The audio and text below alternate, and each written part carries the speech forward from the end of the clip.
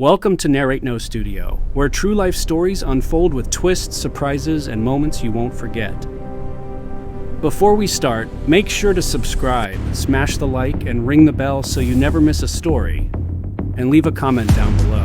I love reading your thoughts and reactions. Alright, let's dive into today's story. Have you ever suspected someone was stealing from you, but you couldn't prove it? Imagine leaving your backyard for just a few minutes and coming back to find your gas gone?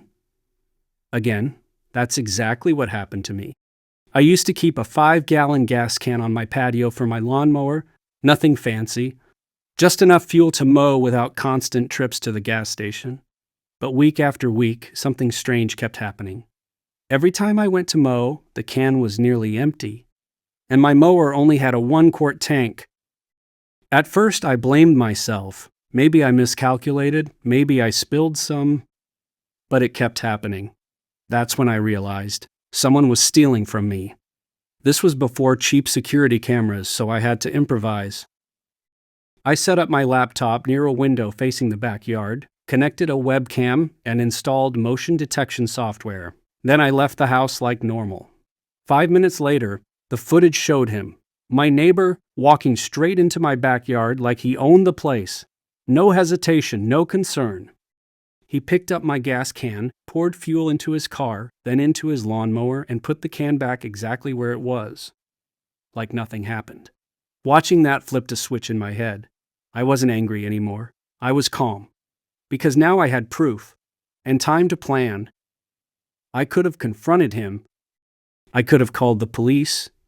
But I wanted him to feel it. I wanted karma to do the work for me. So I came up with a plan, slow, quiet, and incredibly disgusting. For the next week, every single time I had to pee, I peed into that gas can. Not all at once, not in a day, gradually, day by day. By the end of the week, it was full of pee, and somehow, it still smelled enough like gasoline to fool someone who wasn't very smart. Once the trap was ready, I put the gas can back on the patio exactly where it always sat. I made a big show of checking my car fluids, packing bags, and getting ready to leave town. I made sure my neighbor saw all of it, casually mentioned I'd be gone for a while. I wanted him confident, comfortable, thinking he was safe. Then I left. About an hour later, I came back, let's just say, car trouble, and there he was. Standing in his front yard, yanking the pull cord on his lawnmower as hard as he could, pulling, his face turning bright red, sweat pouring, cursing loud enough for the street to hear. The mower wouldn't start, no matter what he did. Eventually, he gave up, jumped into his car, drove off, and 2 blocks later, the car died in the middle of the road. Later that day, I went back to the patio. The gas can was empty. Every single drop gone. Perfect. But that wasn't all. This guy wasn't just a gas thief. He had active arrest warrants, so I did one final thing. I signed him up for a sheriff's ride-along program, in his own name. When the authorities came looking for him, they didn't leave empty-handed. I never confronted him, never yelled, never threatened. I just let him take exactly what he deserved. Sometimes the best revenge isn't loud.